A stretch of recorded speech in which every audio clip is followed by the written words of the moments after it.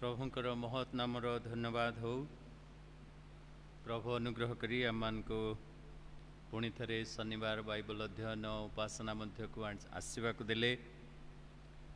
आसतु आम मैंने आज उपासना आरंभ करू करू प्रार्थना करवा, प्रभु पाद तल को जीवा, कारण प्रभु सानिध्य मध्य आम मैंने अच्छु।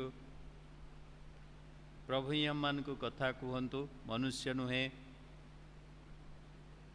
पवित्र आत्मा परमेश्वर जेपरी आम मान को आज सरल भाव में ईश्वरंकर वाक्य को बुझाइबे,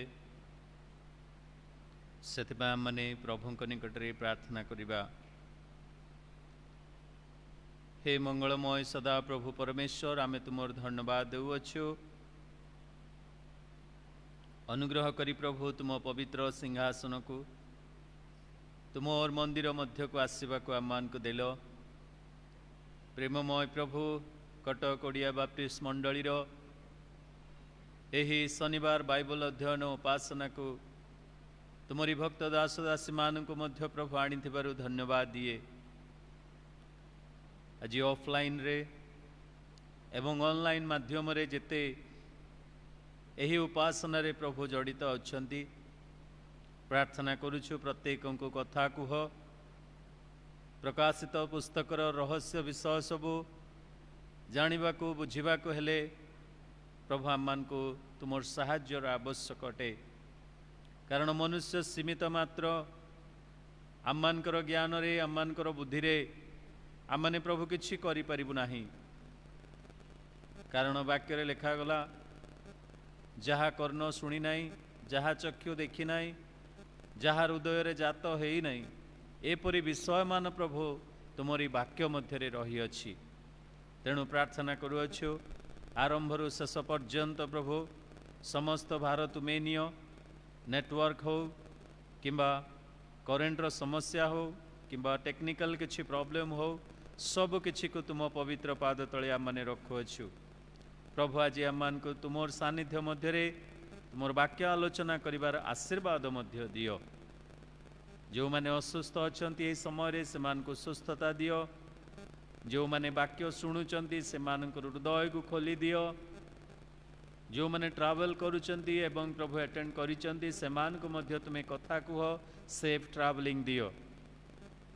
गौरव महिमा संभ्रम तुमर हेउ, प्रिय प्रभु जीशुंक नाम रे मागुअछु, आमीन। पुणी थरे आपण मान को स्वागत करे आज रही उपासना को। आमने उपासना संगीतर अति परिचित गीतटे गाइबा, शिशु संगीत तार 4 पृष्ठा। आसीछु आमे आसीछु प्रभु तब द्वारे आसीछु, तब पदे आसीछु भक्ति भरे प्रणमुछु। सही गीतटी आमने गाइबा, पुणी तापरे आमने वाक्य मध्य को जीवा। आसीछु आमे आसीछु प्रभु तब द्वारे आसीछु, तब पदे आसीछु भक्ति भरे प्रणमुछु।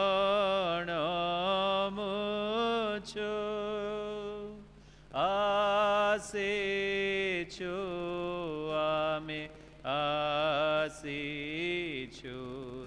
प्रभु तब द्वारे आसीछु। आहे विश्वपति करुए मिनती, थाउ हे आमर तब पदे मती। तुम्हे जे आमर प्राणपति, चरणे शरण पशुछु। आसीछु आमे आसीछु प्रभु तब द्वारे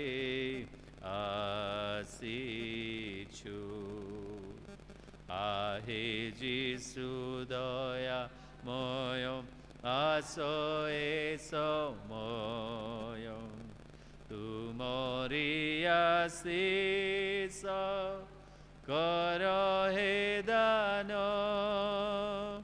ତୁମରି ମହିମା ଗୌରବ କୀର୍ତ୍ତନ ଜୀବନର ପଣ କରିଛୁ ଆସିଛୁ ଆମେ ଆସିଛୁ ପ୍ରଭୁ ତବ ଦ୍ୱାରେ ଆସିଛୁ ତବ ପଦେ ଆସିଛୁ ଭକ୍তি ଭରେ প্রণামছু আসিছু আমি আসিছু প্রভু তব দ্বারে আসিছু প্রভুଙ୍କ ପାଦ ତଳକୁ ଯେଉଁମାନେ ଆସନ୍ତି ନିଶ୍ଚିତ ଭାବରେ ଆଶୀର୍ବାଦ ରହିଛି ପୁଣି ତାଙ୍କରି ବାକ୍ୟ ଚିନ୍ତା କରିବାର ତାଙ୍କରି ବାକ୍ୟ ଆଲୋଚନା କରିବାରେ ମଧ୍ୟ ନିଶ୍ଚିତ ଭାବରେ ବଡ଼ ଆଶୀର୍ବାଦର ବିଷୟ ବୋଲି ଈଶ୍ୱରଙ୍କର ବାକ୍ୟ ପ୍ରକାଶ କରେ ଆମମାନେ ପ୍ରକାଶିତ ପୁସ୍ତକ ତାର 20 ଅଧ୍ୟାୟ ଆଲୋଚନା କରିବା ଆରମ୍ଭ କରିଅଛୁ ପ୍ରକାଶିତ ପୁସ୍ତକ ତାର 20 ଅଧ୍ୟାୟ ଆମମାନେ ଗତ ହପ୍ତା 1 ପଦରୁ 6 ପଦ ପର୍ଯ୍ୟନ୍ତ ଆମମାନେ ପଢ଼ୁଥିଲୁ ବା ଧ୍ୟାନ କରୁଥିଲୁ ଆଉ ଏହି 6 ପଦ ମଧ୍ୟରେ 1 ପଦରୁ 6 ପଦ ମଧ୍ୟରେ ଆମମାନେ ବହୁ ଅପେକ୍ଷିତ ସହସ୍ର ବର୍ଷର ରାଜତ୍ୱ ବିଷୟରେ ଆମମାନେ ଗତ ହପ୍ତାରେ ଆଲୋଚନା କରୁଥିଲୁ ସହସ୍ର ବର୍ଷର ରାଜତ୍ୱ ବା 1000 ବର୍ଷର ରାଜତ୍ୱ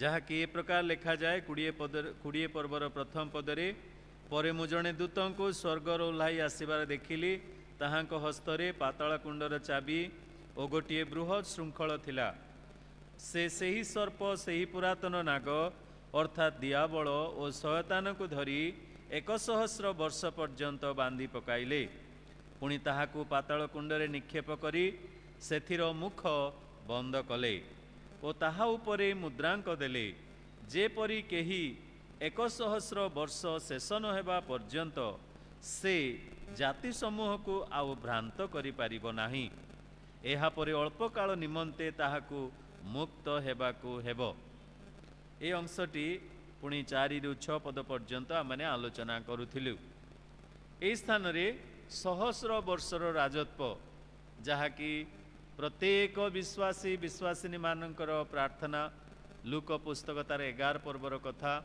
ଯେ ହେ ସଦାପ୍ରଭୁ ହେ ପିତା ପରମେଶ୍ୱର ତୁମ୍ଭର ରାଜ୍ୟ ଆସୁ ତୁମ୍ଭର ଇଚ୍ଛା ସଫଳ ହେଉ ଯେପରିକି ସ୍ୱର୍ଗରେ ସେପରି ପୃଥିବୀରେ ନାଇଁ ଯେପରି ସ୍ୱର୍ଗରେ ସେପରି ପୃଥିବୀରେ ତୁମର ଇଚ୍ଛା ସଫଳ ହେଉ ତୁମର ରାଜ୍ୟ ଆସୁ ଏହି ପ୍ରାର୍ଥନା ପ୍ରତ୍ୟେକ ବିଶ୍ୱାସୀ ପ୍ରତିଦିନ ଆମମାନେ କରିଥାଉ ପ୍ରଭୁଙ୍କର ଆଦର୍ଶ ପ୍ରାର୍ଥନା ଭାବରେ the Lord's prayer the model prayer of Lord Jesus Christ and we pray Lord let thy kingdom come thy will be done in earth as it is in heaven ଏହି କଥାଟି ଆମେ କହୁ ଆଉ ପ୍ରଭୁ ଏହି ସହସ୍ର ବର୍ଷ ଦ୍ୱାରା ତାହା ସଫଳ କରିବେ ତେବେ ସହସ୍ର ବର୍ଷର ରାଜତ୍ୱ ଅନେକ ମତ ରହିଛି ବିଭିନ୍ନ ମତ ରହିଛି କେହି କେହି କହନ୍ତି ତାହା 1000 ବର୍ଷ ନୁହେଁ ତାହା କେବଳ ଗୋଟିଏ ଦିନ କାରଣ ପରମେଶ୍ୱରଙ୍କର ଦୃଷ୍ଟିରେ 100 ବର୍ଷ ମଧ୍ୟ ଗୋଟିଏ ଦିନ ପରି ତେଣୁ କରି 1000 ବର୍ଷର ରାଜତ୍ୱ ନୁହେଁ ବୋଲି କେତେକ ମତ ଦିଅନ୍ତି କାରଣ ସେମାନେ କହନ୍ତି ଗୀତ ତାର 90 ଅଧ୍ୟାୟ ତାର 4 ପଦରେ ଯେପରି ଲେଖା ଅଛି ସହସ୍ର ବର୍ଷ ଗତକାଲିର ତୁଲ୍ୟ ଓ ରାତ୍ରିର ଏକ ପ୍ରହର ତୁଲ୍ୟ ବୋଲି ସେଥିରେ ଲେଖାଯାଏ तेबे से माने मत दियंती जे सहस्र वर्ष प्रभु जीशुंक पाई परमेश्वरंक पाई गतकाली परी गोटे रात्रि परी, तेणु 1000 वर्ष आक्षरिक वर्षर राजत्व नुहे बोली अनेके मत दियंती। किंतु द्वितीय पितर तार 3 अध्याय तार 8 पदरे जदि आमने पढ़िबा सेथिरे लिखा जाए जे हे प्रिय माने गोटिए दिन सहस्र वर्ष तुल्य और सहस्र वर्ष जे गोटिए दिन तुल्य प्रभुंक निकटरे ताहा माने जानू। एहा प्रभुंक निमंते गोटिए वर्ष बा गोटिए दिन सहस्र वर्ष परी आउ सहस्र वर्ष गोटिए दिन तुल्य। प्रभुंक निकटरे आम निकटरे नुह, आम जेतेबेले सहस्र वर्ष लेखा गला जगतरे 1000 वर्षर शांति राज्य आसुअछि।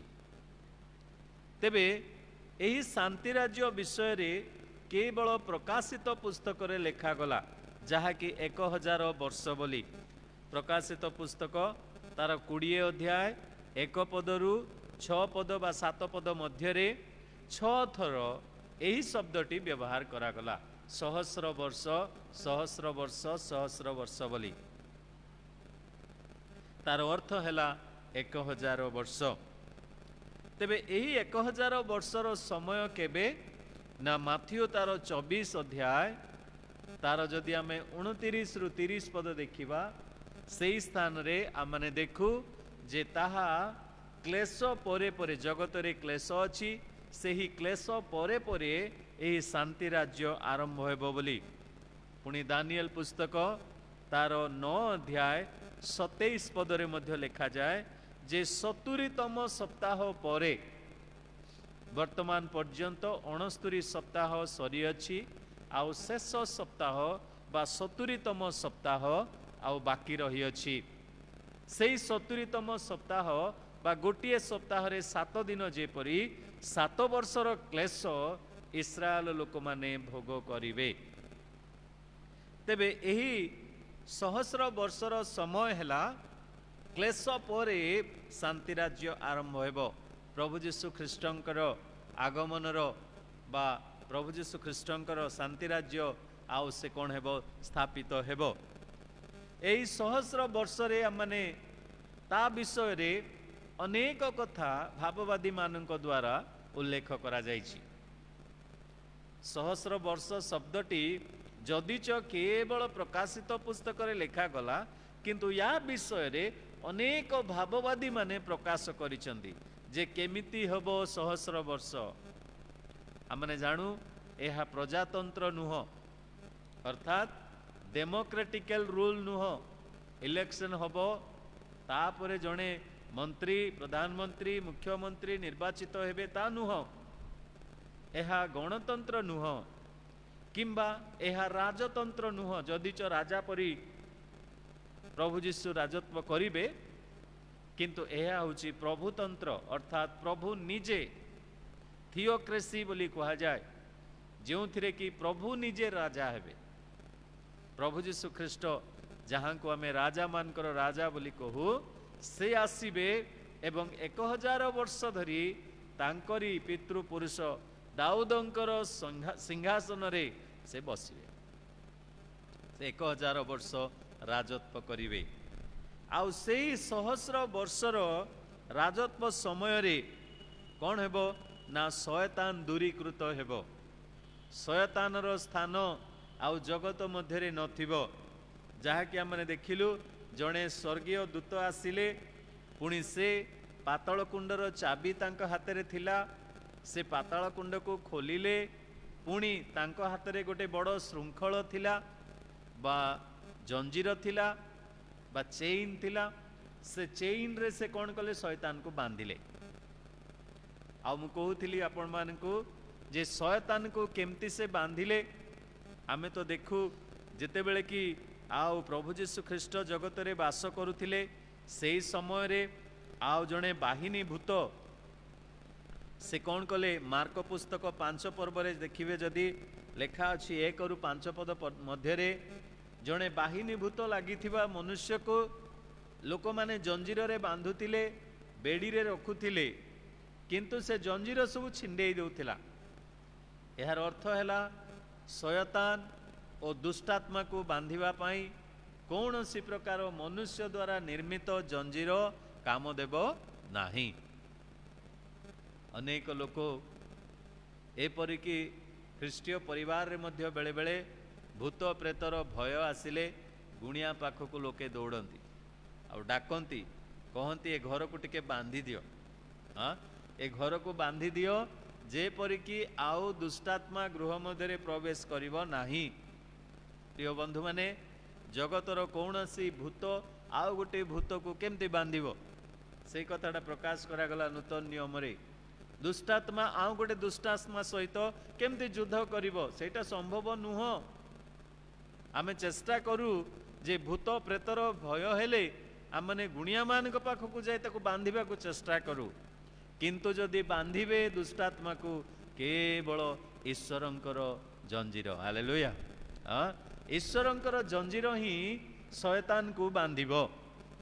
ईश्वरंकर श्रृंखल रे ही से बंधा जीवो नचेत से कौन करिवो सामसन जेमती कि ताकू बांधिला बेलू दौड़ी को छणपट परी छिंडे दौथिले शयतान मध्य सेमती छिंडे दब। तेणुकरी प्रभु स्वर्गरु एक श्रृंखल बा स्वर्गरु एक जंजीर देकी तांको पठेइले जेपरिकी से श्रृंखल रे शयतान बंधा जीवो। अनेक मत अछि के कहती एहा एक्चुअली आउ गोटे आक्षरिक लिटरल चेन नुह। This not a literal chain किंतु एटा गोटे symbolically yes it may be symbolically किंतु आम माने देखू जे शयतान बंधा गला परे ताकू पाताल कुंड रे पका गला। पाताल कुंड आबिस बोली लिखा जाए इंग्राजी रे। आउ सेई आबिस रे जहार की तଳ नहीं एमती निक्षेप करागला से जाउची जाउची जाउची जाउची तळको तळको तळको जाउची आउ तार तळ शेष नुहे। एपरी एक स्थान रे आउ से कौन करागला ना शयतान को निक्षेप करागला। जेतेबेले शयतान रो अनुपस्थिति रहिला जगत रे 1000 वर्ष शांति राज्य हैला। अनेक समय रे आम माने परिवार मध्य रे किछि अशांति हैला परे नहीं जदि स्वामी बाहर को पड़े जाइए आमे भाबु जा हो शैतानटा पड़ेला घरे टिके शांति अच्छी। हाँ आउ जदि स्त्री जदि आउ माँ घर को पड़ेला तेबे स्वामी भाबुते जा हो शांति अच्छी कारण शैतानटा पड़ेला। हाँ ए सबु साधारण बेले बेले परिवार मध्य रे एमती आम माने कमेंट करि थाओ किंतु प्रकृत रे शयतान रो अनुपस्थिति रे कौन हुए ना शांति राज्य जगत रे आरंभ हला। प्रभु को धन्यवाद देवा से परी गोटे समय अच्छी जे शयतान को बांधी पकेबार गोटे समय अच्छी ताको बांधिकी पका जीवो। तेबे 3 पदर शेष आड़ को टिके देखंतु एथरे लेखा अछि एहा परे अल्प काल निमंते ताहाकू मुक्त हेबाकू हेबो। He must be coming back again he must be release बोली लेखा अछि इंग्राजी रे जे अल्प काल परे ताहाकू पुनर्बार कौन हेबाकू पड़िबो मुक्त हेबाकू पड़िबो। 1000 वर्ष पाई ताकू बंदी करिकी पकई देबे सत किंतु प्रभु चाहती जे आउ थर ताकू आसीबाकू हेबो। सेही विषय आज हम माने आलोचना करिबा काहीकि ताकू आसीबाकू हेबो कारण अनेक विषय रही मु ताकू आलोचना मध्य को आम माने जीवा। तेबे आउ सेठी कौन हैला ना शयतान को बंदी करा गला परे शयतान को पका गला परे 100 वर्षर राजत्व आरंभ हैला। पुणी सेही 100 वर्ष मध्य रे ए प्रकार एक जुग जहाँ को क्या मैंने शांति राज्य बोली मध्य कहू। काहीकि शांति शयतान रो अनुपस्थिति काहीकि शांति ना सेथिरे युद्ध नाही विशृंखला नाही तिक्तता नाही ईर्षा नाही क्रोध नाही परस्पर को क्षमा देवा परस्पर को प्रेम करिबा परस्पर सहित बंधुत्व स्थापन करिबा एपरि एक महल सृष्टि हेबो शांति राज्य मध्यरे। आउ से शांति राज्य मध्यरे जो माने वास करिवे निश्चित भावरे से माने आशीर्वाद प्राप्त अटंती, कारण सही शांति राज्य रे मनुष्यर ओरिजिनल प्रकृति कौन हेबो रिवील करा जिवो। मनुष्यर ओरिजिनल प्रकृति अर्थात प्रभु परमेश्वर जेतेबेले मनुष्य को सृष्टि कले आदम एवं हवा को सेमानंकर प्रकृति जेपरि थिला, पापरे पतित हेबा पूर्वरु सेमानंकर प्रकृति सेमानंकर जीवन सेमानंकर गुण लक्षण अभ्यास जेपरि थिला सेपरि शांति राज्य रे लोके वास करिवे। अभिशाप नथिबो, रोग व्याधि नथिबो, लोक माने आनंद रे वास करिवे, प्रचुरता। शिशु पुत्र माने से माने कौन करिवे, बिछा धरी खेलिवे, बालक माने विषाक्त सापर गातरे हाथ देवे, सिंह माने घास खाइबे। हाँ, आउ बाड़ी बगीचारे थिबा फल गछ फल दौथिबो दौथिबो दौथिबो दौथिबो दौथिबो। हाँ, आमे जल देउ कि न देउ फल प्रचुरता मिलुथिबो। एपरि गोटे समय हेबो शांति राज्यर समय। किंतु 7 पदरु आज आमने देखिबा, 7 पदरु 10 पद पर्यंत आजिर आमनकर आलोचनार विषय हैला जे शयतानर अंतिम पराजय, शयतानर अंतिम पराजय, the last doom of Satan. शयतानर अंतिम पराजय 7 पदरु 10 पद मध्यरे आमने पढ़िबा। 7 पद, सेही सहस्र वर्ष शेष हुवन्ते शयतान कारागाररु मुक्त हेबो। सहस्र वर्षर शेष परे शयतान कारागाररु मुक्त हेबो। शांति राज्यर शेष परे समयटा अति स्पष्ट भाव में कहगला जे शांति राज्यर समाप्त परे शयतान कारागाररु मुक्त करा जिवो। प्रभु यीशु ख्रीष्ट सहस्र वर्ष निमंते तांकरी राज्य तो अनंत काल निमंते, जहा कि प्रकाशित पुस्तक तार 11 अध्याय तार 15 पदरे आमने पढ़ू, तांकरी राज्य जुग जुग निमंते बोली लेखा अछि।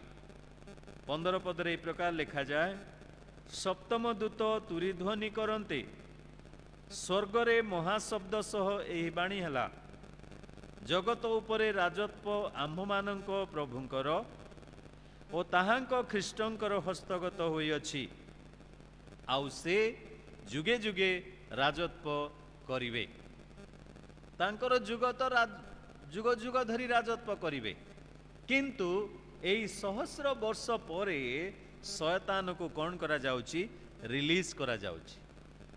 केमती रिलीज करा जाउची, केमती मुक्त करा जाउची, केमती से बाहरी की आसुचंती से विषय रे किछि उल्लेख करा जाई नाही। जहा को कि पातळ कुंडर मुख बंद करा जाइथिला, द्वार बंद करा जाइथिला, आउ दूत निश्चित भाव में से गोटे मुद्रांकित करिचंती, तथापि से कौन करुछि ना शयतान वर्तमान बाहरुछि।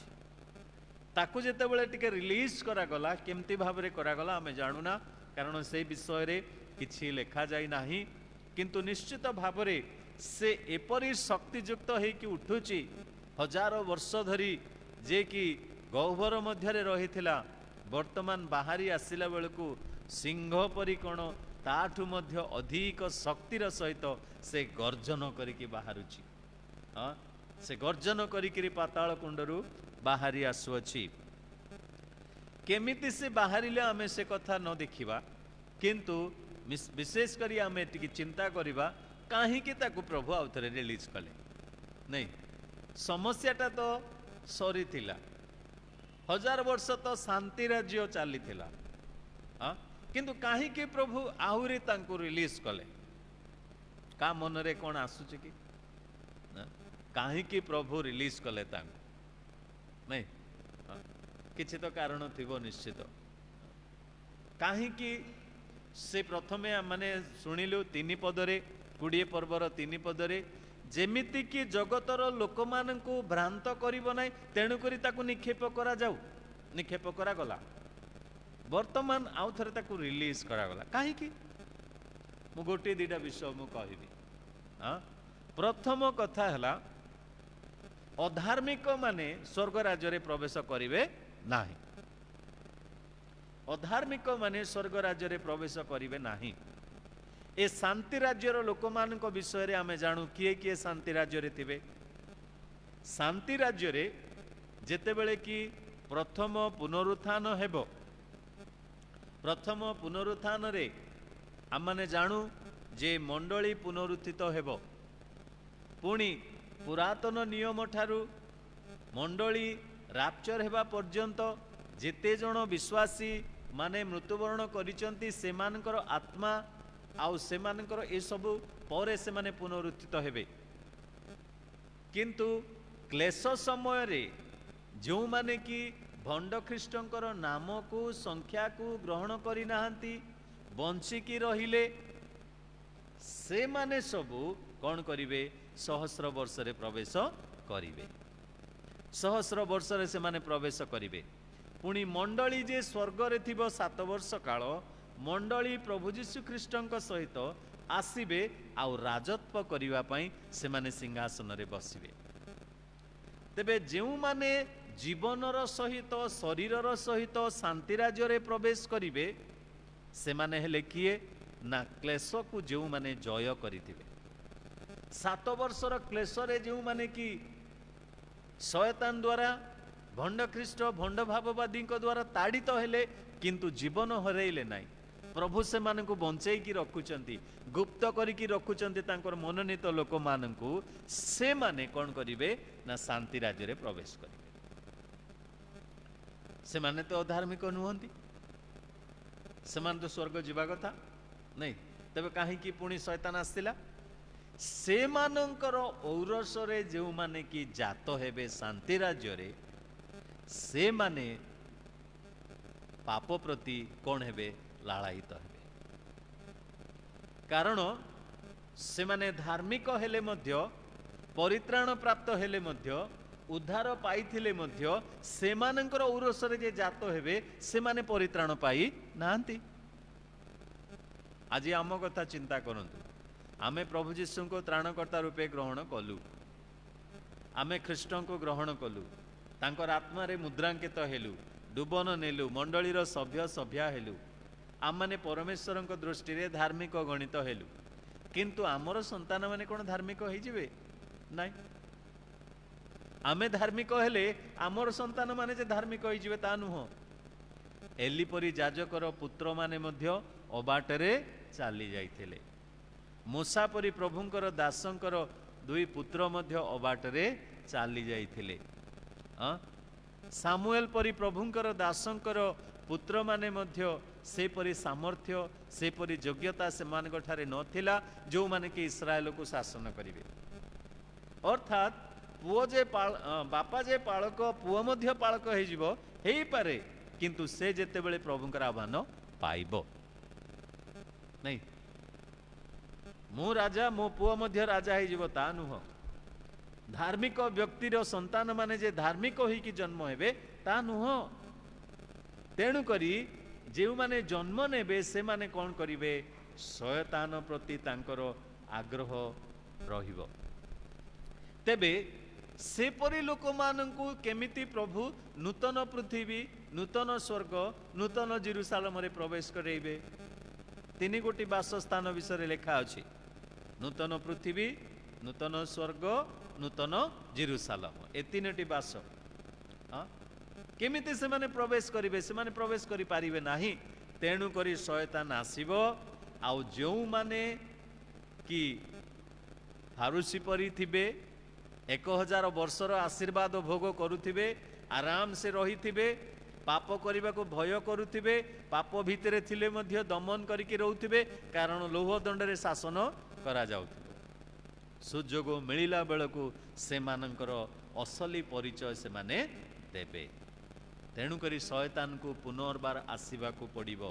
प्रथम कौन ना कारण जदि प्रकाशित पुस्तक तार 19 पर्व तार 21 पद पढ़िबे, देखंतु अवशिष्ट लोके सेही अश्वारोहींकर मुख निर्गत खड्ग द्वारा हत हेले, सेथिरे समस्त पक्षी से मानकर मांस भोजन करी परितृप्त हेले। दुष्ट लोक माने समस्ते क्लेशर शेष रे अर्मिगदन युद्ध रे मृत्युवरण कले। शांति राज्य रे केवल साधु माने प्रवेश कले। किंतु जिसा पुस्तक रे कौन लिखा अछि? जिसा पुस्तक तार 60 अध्याय तार 21 पद,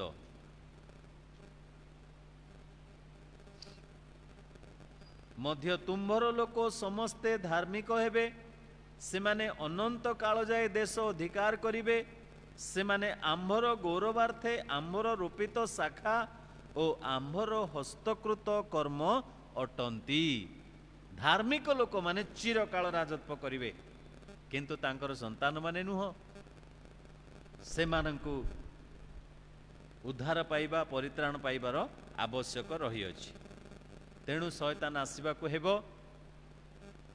तेबे असली लोक माने सेथिरे कौन हेबे ना परीक्षित हेबे, जना पड़ी। सेथिपाई तो जगत रे आमान को मध्य मंडली को मध्य विभिन्न क्लेश आसे। क्लेश आसिला बेले ही आमाने जानी पारू प्रकृत रे किए प्रभुंकर आउ किए कहार। आमाने गत किछि दिन तले किछि वर्ष तले घर वापसी बोली जोटा हैला, घर वापसी रे अनेक लोक फेरी गले तांकर विश्वास को, पुराना विश्वास को। काहेकि फेरी गले? कारण से माने प्रकृत रे ग्रहण करि नथिले। जदि प्रकृत रे ग्रहण करिथांते से माने कहिथांते जिसु धन मु पाइछि, मोर सर्वस्व मु छाड़ी देछि। हालेलुया। जिसु धन मु पाइछि, मु सब को त्याग करि आसीछि, आउ मु पछको फेरिबी नाही। किंतु घर द्वार मिलिला, ये सब मिलिला, ये सब हला बेलको चाकरी फाकरी सब मिलला बेलको घर वापसी हो गले। माने प्रकृत विश्वासी माननकु परिचय पाइबा पाई हेले परीक्षा मध्य दे गले ही से माने कौन करती ना जना पड़ती। द्वितीय कारण, अभिशप्त मनुष्य स्वर्ग राज्य रे प्रवेश करिबो नाही। अभिशप्त मनुष्य स्वर्ग राज्य रे प्रवेश करिबो नाही। केमती अभिशप्त? केमती ना शांति राज्य रे मध्य अभिशाप नथिला, किंतु गोटे अभिशाप अछि, कोन? मृत्यु अछि। शांति राज्य रे लोक जन्म हेबे, मृत्यु मध्य वर्ण करिवे, विवाहित हेबे, किंतु आयुषटा वृद्धि करा जाय। जेमिति कि मतुसेलह 969 वर्ष बंचिले, सेही परी शांति राज्य रे मध्य लोक शह शह वर्ष बंचिबे, किंतु मृत्यु रहिछि। तेबे जो माने मृत्युर बसरे अछंती से माने स्वर्ग राज्य केमती प्रवेश करिवे? सेथिपाई शयतान आसीबा को पड़िबो, से माननकु से मृत्युर उद्धार करिबा को पड़िबो। तृतीय विषय,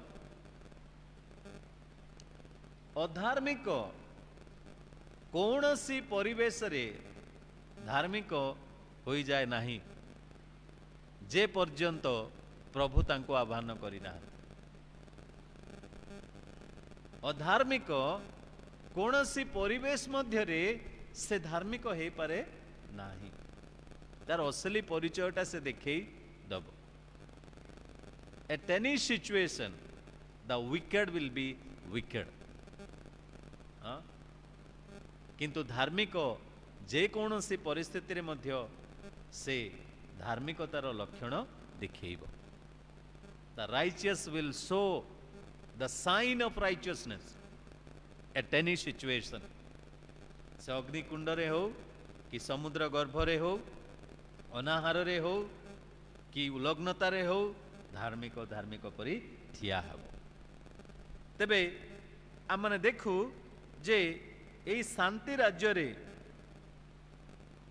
जो लोक माने जन्म हेबे से माने कौन करिवे ना से माने सुंदर परिवेश मध्यरे धार्मिकतार परिवेश मध्यरे न्यायर परिवेश मध्यरे प्रभु जीशु राजत्व करुथिबा समय रे सेथिरे से माने बदलिबे नाही।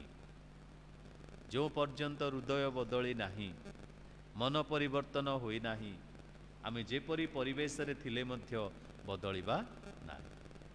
अनेक समय रे आमे कहू पिलाटा परा सेपरी परिवेश रे पड़ीगला तो तेणु करी खराब हो गला नहीं, से भाईटा से परिवेश मध्य रहीगला तो तेणु करी सेमती हो गला, से भौणीटा से परिवेश रे जन्म हैला तो तेणु करी से एमती हो गला। नो,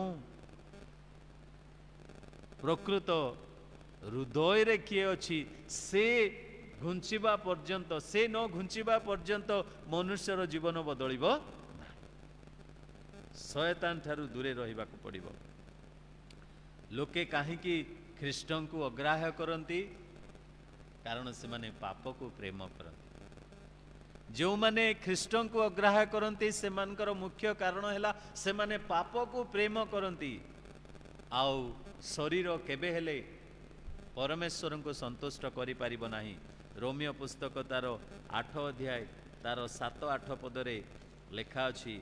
रोमियो 8 तार 7 और 8 पद, जेणु शारीरिक भाव ईश्वर विरुद्ध रे शत्रुता कारण ताहा ईश्वर व्यवस्थार बसीभूत नुहे पुणी बसीभूत हेबा असंभव। जो माने शरीरर बसरे अछंती से माने ईश्वरंकर संतोष पात्र होई पारंती नाही। तेबे तीन गोटी कारण आमने देखिलु काहींकि शयतान को खोला गला ना अधार्मिक माने स्वर्ग राज्य रे प्रवेश करिवे नाही। द्वितीय रे अभिशप्त मनुष्य अर्थात मृत्युर बसरे थिबा लोक माने स्वर्ग राज्य रे प्रवेश करिवे नाही। तृतीय रे अधार्मिक माने शांति राज्य मध्य दे गले मध्य अधार्मिक ही रहिले से माने धार्मिक होई पारिले नाही। 8 पदरे देखंतु जेतेबेले शयतान मुक्त हैला सेथिरे से पृथ्वीर चारि कोणरे थिबा जाति समूह को अर्थात समुद्रर बालुका सदृश असंख्य जे गोग और मागोग से माननको भ्रांत करी युद्ध निमंते एकत्र करिबाकू बाहारी जीव। एही गोग एवं मागोग यह एक जदि आमने जिहिजिकल पुस्तक 38 पर्व 39 पर्व आमने पढ़िबा से स्थान रे ए गोग मागो विषय रे लेखा अछि। एही गोग मागो युद्ध रे जिहिजिकलंकर पुस्तक रे ताहा घटी थिला किंतु लोके कहंती सेही युद्ध ही पुनर्बार प्रकाशित पुस्तक रे लेखा गला बोली ता नुह। से युद्ध अलगा ए युद्ध अलगा कारण से युद्ध रे जेतेबेले आमने देखू जे जदि आमने जिहिजिकल पुस्तक 38 पर्व टिके पढ़िबा तार 22 पद, जिहिजिकल पुस्तक तार 38 पर्व तार 22 पद, पुणी आम्भे महामारी और रक्त द्वारा ताहा विरुद्ध रे प्रतिवाद करिबा आउ आम्भे ताहा उपरे ओ ताहांकर सैन्य दलर उपरे ओ ताहार संगी अनेक गोष्ठीर उपरे प्लावनकारी वृष्टि बृहत बृहत शिला अग्नि और गंधक बर्षाइबा। ओके 38 एवं 39 पर्व रे आपण माने ये विषय रे पढ़ी पारिबे। वर्तमान पढ़िया पई आम पाखरे समय नाही ताको पढ़िया पई किंतु एई गोग मागो युद्धटी संगठित हेइथिला जिहिजिकल पुस्तक रे किंतु एई स्थान रे एहा गोग मागर द्वितीय युद्ध बा स्वर्गर शेष युद्ध बा जगतर शेष युद्ध कहले अत्युक्ति हेबो नाही। गोग मागो युद्ध प्रकाशित वाक्य रे दुई गोटी युद्ध विषय लिखा जाए, गोटाए हेला हर्मिगदन युद्ध आउ गोटे हेला गोग मागो युद्ध। हर्मिगदन युद्ध जहाँकि क्लेश परे आउ गोग मागो युद्ध जहाँकि शांति राज्य परे। तेबे एही गोग मागो स्थान रे समग्र जाति समूह को से कौन करुची ना संग्रह करुची। ଚିନ୍ତା କରନ୍ତୁ 1000 ବର୍ଷ ଧରି ଯେଉଁମାନେ କି ଈଶ୍ୱରଙ୍କର ଅନୁଗ୍ରହ ପାଇଲେ, ଶାନ୍ତିରେ ଜୀବନ କାଟିଲେ, ସମସ୍ତ ବିଷୟରେ ପ୍ରଚୁରତା, ତଥାପି ଶୟତାନ ଯେତେବେଳେ ଆସିଲା ସାଙ୍ଗେ ସାଙ୍ଗେ ତା ପଛରେ ମାତିଗଲେ। ଅସଂଖ୍ୟ ଲୋକ ସମୁଦ୍ରର ବାଲୁକା ତୁଲ୍ୟ ସେମାନେ କ'ଣ କଲେ? ଶୟତାନର ପଛରେ ଗଲେ, ଭ୍ରାନ୍ତରେ ପଡ଼ିଗଲେ। ମୋର ପ୍ରିୟ ବନ୍ଧୁମାନେ, ଆଜି ମଧ୍ୟ ଆମେ ଅନେକ ଅଛୁ ଯେଉଁମାନେ କି ଶୟତାନର ଭ୍ରାନ୍ତତାକୁ ଚିହ୍ନି ପାରୁନାହୁଁ, ଆଉ ଆମେ ଶୟତାନର ଭ୍ରାନ୍ତତାରେ ପଡ଼ିଯାଇଅଛୁ। ଅସଂଖ୍ୟ ଲୋକ ଶାନ୍ତି ରାଜ୍ୟର ରୁଟି ଖାଇଲେ, ଶାନ୍ତି ରାଜ୍ୟର ସମସ୍ତ ଭୋଜନ ପାନ କଲେ, ଏଦନ ଉଦ୍ୟାନ ପରି ସ୍ଥାନରେ ସେମାନେ ରହିଲେ, କିନ୍ତୁ ସମୟ ଆସିଲା ବେଳେ ସେମାନେ ବଦଳିଗଲେ। 9 ପଦ ଆମମାନେ ପଢ଼ିବା। ସେମାନେ ପୃଥିବୀର ପ୍ରସ୍ତରେ ବିସ୍ତାରିତ ହୋଇ ସାଧୁମାନଙ୍କ ଶିବିର ଓ ପ୍ରିୟତମା ନଗରୀକୁ ବେଷ୍ଟନ କଲେ। ସେତେବେଳେ ସ୍ୱର୍ଗରୁ ଅଗ୍ନି ପଡ଼ି ସେମାନଙ୍କୁ ଗ୍ରାସ କଲା। ଏଇ ଯେତେ ଲୋକ ଏକତ୍ରିତ ହେଲେ, ସେମାନେ କୋଉଠି ଏକତ୍ରିତ ହେଲେ? ଗଗମାଗରେ ଏକତ୍ରିତ ହେଲେ। କାହାର ବିରୁଦ୍ଧରେ? ନା, ଜେରୁସାଲମର ବିରୁଦ୍ଧରେ। ଜେରୁସାଲମ ପାଇଁ 2 ଗୋଟି ସୁନ୍ଦର ନାମ ସେଥିରେ ଲେଖାଗଲା 9 ପଦରେ, ସାଧୁମାନଙ୍କର ଶିବିର ଓ ପ୍ରିୟତମା ନଗରୀ। ସାଧୁମାନଙ୍କର ଶିବିର ଓ ପ୍ରିୟତମା ନଗରୀ। ମୋ ସହିତ ଟିକେ ଦୟାକରି ପଢ଼ିବେ ଗୀତ ସଂହିତା ତାର 78 ର 68 ପଦ। ଗୀତ ସଂହିତା ତାର 78, 78 and word 68। ଏଥିରେ ଲେଖାଗଲା, ମାତ୍ର ଜିହୁଦା ଗୋଷ୍ଠୀ କି ଆପଣାର ପ୍ରିୟ ସିଓନ ପର୍ବତକୁ ମନୋନୀତ କଲେ। ଆପଣାର ପ୍ରିୟ ସିଓନ ପର୍ବତ ବୋଲି ଜେରୁସାଲମକୁ ସେଥିରେ ଆଉ ବର୍ଣ୍ଣନା କରାଗଲା। 87ର ଯଦି 2 ପଦ ପଢ଼ିବା, ସଦାପ୍ରଭୁ ଯାକୁବର ସମସ୍ତ ବାସସ୍ଥାନ ଅପେକ୍ଷା ସିଓନର ଦ୍ୱାର ସମୂହକୁ ଅଧିକ ସ୍ନେହ କରନ୍ତି। ଏ ପ୍ରଭୁଙ୍କର ଏକ ପ୍ରିୟ ସ୍ଥାନ, ପ୍ରଭୁଙ୍କର ଲୋକମାନଙ୍କର ଶିବିର ଆଉ ପ୍ରିୟତମା ନଗରୀ। ତା ବିରୁଦ୍ଧରେ ସମଗ୍ର ଏହି ଶୟତାନର ଅନୁଗମନକାରୀ ମାନେ ଏକତ୍ରିତ ହେବେ, ଏକ ଯୁଦ୍ଧ ହେବ। କିନ୍ତୁ ଭାବନ୍ତୁ ନାହିଁ, ସେଥିରେ ଟ୍ୟାଙ୍କର ସବୁ ଥିବ, ସେଥିରେ ଅଗ୍ନି କ୍ଷେପଣାସ୍ତ୍ର ଥିବ, ସେଥିରେ ଆଉ ସମୁଦ୍ରର ଜାହାଜ ମାନଙ୍କରେ ଯୁଦ୍ଧ ହେବ। ନୋ, ସମସ୍ତେ ଏକା ସାଙ୍ଗରେ ଥିଲାବେଳେ ପ୍ରଭୁ ପରମାଣୁ ବୋମା ଗୋଟେ ପକାଉଛନ୍ତି। କି ବୋମା ପକାଉଛନ୍ତି ଦେଖନ୍ତୁ 9 ପଦର ଶେଷ ଆଡ଼କୁ, ସେତେବେଳେ ସ୍ୱର୍ଗରୁ ଅଗ୍ନି ପଡ଼ି ସେମାନଙ୍କୁ ଗ୍ରାସ କଲା, ଯାହାକି ଆମମାନେ ଯେହିଜିକଲ 38 ପର୍ବର 22 ପଦରେ ପଢ଼ିଲୁ। ବଡ଼ ବଡ଼ ଶିଳାବୃଷ୍ଟି, ଗନ୍ଧକ, ଅଗ୍ନି ସ୍ୱର୍ଗରୁ ନିକ୍ଷେପ କଲେ। ଏବ୍ରୀ ପୁସ୍ତକ ତାର 11 ଅଧ୍ୟାୟ 12 ଅଧ୍ୟାୟ ତାର 29 ପଦ ଯଦି ଆପଣମାନେ ପଢ଼ିବେ, ଆମମାନେ ଜାଣୁ ଯେ ସଦାପ୍ରଭୁ ପରମେଶ୍ୱର ଗ୍ରାସକାରୀ ଅଗ୍ନି ପରି। ଆଉ ଯେତେବେଳେ ସେ ଅଗ୍ନିକୁ ବର୍ଷଣ କରିବେ, ଏ ସମସ୍ତ ଏକତ୍ରିତ ହେଇଥିବା ଶୟତାନର ଅନୁଗମନକାରୀ ମାନେ ଗ୍ରାସ ହେବେ, କନଜ୍ୟୁମ ହେଇଯିବେ, ନାଶ ହେଇଯିବେ, ଧ୍ୱଂସ ହେଇଯିବେ। ତାପରେ ଆମମାନେ 10 ପଦ ଦେଖୁ। ଯେଉଁ ଦିଆବଳ ସେମାନଙ୍କୁ ଭ୍ରାନ୍ତ କରିଥିଲା, ତାହାକୁ ଅଗ୍ନି ଓ ଗନ୍ଧକମୟ ହ୍ରଦରେ ନିକ୍ଷେପ କରାଗଲା। ସେଠାରେ ସେହି ପଶୁ ଓ ଭଣ୍ଡ ଭାବବାଦୀ ମଧ୍ୟ ଅଛନ୍ତି। ପୁଣି ସେମାନେ ଦିବାରାତ୍ର ଯୁଗେ ଯୁଗେ ଯନ୍ତ୍ରଣା ଭୋଗ କରିବେ। ଶୟତାନର ଏତିକିରେ ଏଣ୍ଡିଂ। ଆଉ ବାଇବଲରେ ଶୟତାନର ସ୍ଥାନ ନାହିଁ। ଶୟତାନର ଖେଳ ଶେଷ ହେଲା। ସ୍ୱର୍ଗରୁ ପତିତ ସେହି ଲୁସିଫର, ସ୍ୱର୍ଗରୁ ପତିତ ସେହି ସ୍ୱର୍ଗୀୟ ଦୂତ କେତେବେଳେ ସମ୍ପୂର୍ଣ୍ଣ ରୂପେ ପରାଜିତ ହେବେ? ଯେତେବେଳେ ପ୍ରଭୁ ପରମେଶ୍ୱର ଆପଣର ମୁଖର ଅଗ୍ନିରେ ସମସ୍ତଙ୍କୁ ଗ୍ରାସ କରିବେ। ଆମେ ଜାଣୁ ଆଗରୁ 19 ଅଧ୍ୟାୟରେ ଭଣ୍ଡ ଖ୍ରୀଷ୍ଟ ଭଣ୍ଡ ଭାବବାଦୀଙ୍କୁ ନେଇକିରି ଅଗ୍ନିମୟ ହ୍ରଦରେ ପକାଇ ଦେଇଛନ୍ତି। ଆଉ ବର୍ତ୍ତମାନ ଅଗ୍ନିମୟ ହ୍ରଦରେ କେବଳ 2 କ୍ୟାଣ୍ଡିଡେଟ୍ ମାତ୍ର ଅଛନ୍ତି। ବର୍ତ୍ତମାନ ତୃତୀୟ ବ୍ୟକ୍ତି ମେଇନ୍ ଯିଏକି ଭିଲେନ୍, ତାଙ୍କୁ କ'ଣ କରାଯାଉଛି ନା ଅଗ୍ନିମୟ ହ୍ରଦରେ ନିକ୍ଷେପ କରାଯାଉଛି। ମାଥିଓ ପୁସ୍ତକରେ ଲେଖା ଅଛି ଯେ 25 ପର୍ବର ତାର 41 ପଦରେ ଯେ ନର୍କ ଅଗ୍ନିମୟ ହ୍ରଦ ଯାହାକି ଶୟତାନ ନିମନ୍ତେ ନିର୍ମିତ ଅଟେ, ପ୍ରସ୍ତୁତ ଅଟେ। ଆଉ ତାହା ଯନ୍ତ୍ରଣାର ସ୍ଥାନ, ଦନ୍ତର କିଡ଼ିମିଡ଼ିର ସ୍ଥାନ, ତାହା ଏକ ଭୟାନକ ଶୋକାକୁଳ ସ୍ଥାନ। ଯନ୍ତ୍ରଣା ହେଉଥିବ କିନ୍ତୁ ମୃତ୍ୟୁ ହେଉନଥିବ, ତାହା ହିଁ ଦ୍ୱିତୀୟ ମୃତ୍ୟୁ ବୋଲି ମଧ୍ୟ କୁହାଯାଏ। ତେବେ ଶୟତାନକୁ କେତେ ଦିନ ପାଇଁ କ'ଣ ଲେଖାଗଲା? ପୁଣି ସେମାନେ ଦିବା ରାତ୍ର, ଦିନ ହେଉଥିବ ରାତି ହେଉଥିବ ନାଇଁ, ଯୁଗେ ଯୁଗେ ଯନ୍ତ୍ରଣା ଭୋଗ କରିବେ।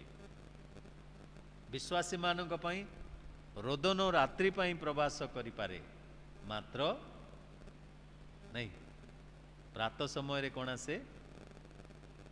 ରୋଦନ ଆମର ରାତ୍ରି ପାଇଁ ମାତ୍ର, କିନ୍ତୁ ଶୟତାନ ପାଇଁ ରୋଦନ ରାତ୍ରି ପାଇଁ, ଦିନ ପାଇଁ। ଯେ କି ଜଗତକୁ ଯନ୍ତ୍ରଣା ଆଣିଥିଲା, ଯେ କି ଜଗତକୁ ଯନ୍ତ୍ରଣା ଦେଇଥିଲା, ତାକୁ ଯୁଗ ଯୁଗ ପାଇଁ ଯନ୍ତ୍ରଣାରେ ପକାଗଲା। ଶୟତାନର ଖେଳ ଏତିକିରେ ଶେଷ ହେଲା। ପ୍ରଭୁ ଅନୁଗ୍ରହ କଲେ ଆମମାନେ ଆସନ୍ତା ସପ୍ତାହରେ ଆମମାନେ ଶେଷ ବିଚାର, ପୁନରୁତ୍ଥାନ, ପୁଣି ଶ୍ଵେତ ସିଂହାସନ ବିଷୟରେ ଆଲୋଚନା କରିବା। ସେଥିରେ ମଧ୍ୟ ଅଛି ଅନେକ ପୁସ୍ତକଙ୍କର ବିଷୟରେ ଲେଖା ଅଛି, ଯୁଦ୍ଧ ବିଷୟରେ ମଧ୍ୟ ଲେଖା ଅଛି। ପ୍ରକାଶିତ ପୁସ୍ତକରେ କିଛି କିଛି ବିଷୟ ଆମମାନେ ଚିନ୍ତା କରିବା। ପ୍ରଭୁ ଆମମାନଙ୍କୁ ଆଶୀର୍ବାଦ କରନ୍ତୁ। ଆପଣମାନେ ମଧ୍ୟ 11 ପଦରୁ 17 ପଦ ପର୍ଯ୍ୟନ୍ତ 15 ପଦ ପର୍ଯ୍ୟନ୍ତ ପଢ଼ିକିରି ଆସିବେ। ଆମମାନେ ମଧ୍ୟ ପ୍ରକାଶିତ ପୁସ୍ତକ 1 ପର୍ବରୁ 22 ପର୍ବ ପର୍ଯ୍ୟନ୍ତ କେତେ ଗୋଟି ପ୍ରଶ୍ନ ଜଣେ ଭାଇ ପ୍ରସ୍ତୁତ କରିକି ଦେଇଛନ୍ତି, ଯାହାକି ପଢ଼ିବା ପାଇଁ, ଧ୍ୟାନ କରିବା ପାଇଁ ଆଉ ସୁବିଧା ହେବ। ଆଉ ମୁଁ ତାକୁ ଜଷ୍ଟ ଟିକେ ଓଭରଲୁକ୍ କରିଛି, ତାକୁ ପରେ ଦେଖିବି। ତାପରେ ଆପଣମାନଙ୍କୁ ମଧ୍ୟ ନୋଟ୍ ସହିତ ସେଇ ପ୍ରଶ୍ନ ଗୁଡ଼ାକୁ ବି ଦେଲେ ଆପଣମାନେ ଟିକେ ପଢ଼ିବେ, ଆଲୋଚନା କରିବେ। ଆହୁରି ଆଉ ଅନେକ ବିଷୟ ଆମମାନଙ୍କୁ ପ୍ରଭୁ ସାହାଯ୍ୟ କରିବେ। ପ୍ରଭୁ ଆମମାନଙ୍କୁ ଆଶୀର୍ବାଦ କରନ୍ତୁ। ଯେଉଁମାନେ ଆମମାନଙ୍କର ସହିତ ଅଫଲାଇନ୍ରେ ଅନଲାଇନ୍ରେ ଅଛନ୍ତି, ସେମାନଙ୍କୁ ମଧ୍ୟ ପ୍ରଭୁ ବହୁଳ ରୂପରେ ଆଶୀର୍ବାଦ କରନ୍ତୁ। ଆସନ୍ତୁ ପଦେ ପ୍ରାର୍ଥନା କରି ଆମେ ଶେଷ କରିବା। ପ୍ରଭୁକୁ ଆମେ ଧନ୍ୟବାଦ ଦେଉଛୁ, ତୁମେ ଅନୁଗ୍ରହ କଲ, ଦୟା କଲ ଏବଂ ପ୍ରଭୁ ପ୍ରକାଶିତ ପୁସ୍ତକକୁ ପଢ଼ିବା ପାଇଁ, ଧ୍ୟାନ କରିବା ପାଇଁ ଆମମାନଙ୍କୁ ସାହାଯ୍ୟ କରିଅଛ। ପ୍ରଭୁ ଏହି ପୁସ୍ତକର ରହସ୍ୟ ବିଷୟ ସବୁ ତୁମେ ଜାଣୁଛ। ତୁମର ସାହାଯ୍ୟ ବିନା ଆମମାନେ କିଛି ବୁଝିପାରିବୁ ନାହିଁ। ଧନ୍ୟବାଦ ଦେଉଛୁ। ଆଜି ମଧ୍ୟ ପବିତ୍ର ଆତ୍ମାଙ୍କ ସାହାଯ୍ୟରେ ଆମମାନଙ୍କୁ ତୁମେ କଥା କହିଲ ଏବଂ ବୁଝିବାକୁ ଦେଲ ଯେ ପ୍ରଭୁ ଶୟତାନର ଅନ୍ତ ହେବ, ଯୁଗ ଯୁଗ ପର୍ଯ୍ୟନ୍ତ ପ୍ରଭୁ ସେ ଅନ୍ଧକାର ମଧ୍ୟରେ ଅଗ୍ନିମୟ ହ୍ରଦରେ ପ୍ରଭୁ ନିକ୍ଷେପିତ ହେଇ ସେ ଯେ ପ୍ରଭୁ ଯନ୍ତ୍ରଣା ଭୋଗ କରିବ, ଏହା ଆମେ ବିଶ୍ୱାସ କରୁ। ସେ ଯେତେ ଦିନ ଜଗତରେ ଅଛି ଭ୍ରାନ୍ତ କରିବା ପାଇଁ ସଦାସର୍ବଦା ଚେଷ୍ଟିତ। ଆଜି ବିଶ୍ୱାସୀ ଭାଇ ଭଉଣୀମାନଙ୍କୁ ମଧ୍ୟ ଆମମାନଙ୍କୁ ପ୍ରସ୍ତୁତ, ଜାଗ୍ରତ ରହିବା ପାଇଁ ସାହାଯ୍ୟ କର। ଗୌରବ, ମହିମା, ସମ୍ଭ୍ରମ ତୁମେ ପାଅ। ତୁମର ଦାସ ଦାସୀମାନେ ଆସିଥିଲେ, ସେମାନେ ବର୍ତ୍ତମାନ ଘରକୁ ଫେରିଯିବେ। କୁଶଳରେ ପ୍ରଭୁ ସେମାନଙ୍କୁ ଫେରେଇ ନିଅ। ପ୍ରଭୁ ଯେଉଁ ଆଗ୍ରହରେ ସେମାନେ ଆସିଛନ୍ତି, ପ୍ରଭୁ ସେମାନଙ୍କ ନିମନ୍ତେ ନିଶ୍ଚିତ ତୁମେ ଆଶୀର୍ବାଦ ରଖିଛ। ଆଉ ପ୍ରଭୁ କିଛି ତ ଆଶୀର୍ବାଦ ତୁମେ ଦେଇଛ ବୋଲି ଆମେ ବିଶ୍ୱାସ କରୁଛୁ। କାରଣ ଯେଉଁମାନେ ତୁମ ନିକଟବର୍ତ୍ତୀ ହୁଅନ୍ତି ତାଙ୍କୁ କେବେ ହେଲେ ତୁମେ ପ୍ରଭୁ ଆଉ ନିରାଶ କରି ଛାଡ଼ିବ ନାହିଁ। ଗୌରବ, ମହିମା, ସମ୍ଭ୍ରମ ତୁମେ ପାଅ। ପ୍ରାର୍ଥନା ଶୁଣିଲ, ଧନ୍ୟବାଦ ଦେଇ ତ୍ରାଣକର୍ତ୍ତା ପ୍ରିୟ ପ୍ରଭୁ ଯୀଶୁଙ୍କ ନାମରେ ମାଗୁଅଛୁ, ଆମେନ୍। ଏତେବେଳେ ପିତା ପରମେଶ୍ୱରଙ୍କର ଅସୀମ ପ୍ରେମ, ତ୍ରାଣକର୍ତ୍ତା ପ୍ରଭୁ ଯୀଶୁ ଖ୍ରୀଷ୍ଟଙ୍କର ଅନୁଗ୍ରହ ଏବଂ ଦୟା, ପବିତ୍ର ଆତ୍ମାଙ୍କର ଚିରନ୍ତନ ଶାନ୍ତି, ସୁମଧୁର ସହଭାଗିତା, ଚେତନା, ପ୍ରେରଣା, ସାନ୍ତ୍ୱନା ଆମ ସମସ୍ତଙ୍କ ପ୍ରତି ସଙ୍ଗେ ରହି ଉପକାର କରନ୍ତୁ। ଆମେନ୍, ଆମେନ୍, ଆମେନ୍। Thank you, God bless you. ପ୍ରଭୁ ଆଶୀର୍ବାଦ କରନ୍ତୁ। ଆପଣମାନେ ପରିଶ୍ରମ କରି ଆସିଲେ, ପ୍ରଭୁ ଆପଣମାନଙ୍କୁ ଆହୁରି ଆଶୀର୍ବାଦ କରନ୍ତୁ। ଆମେନ୍।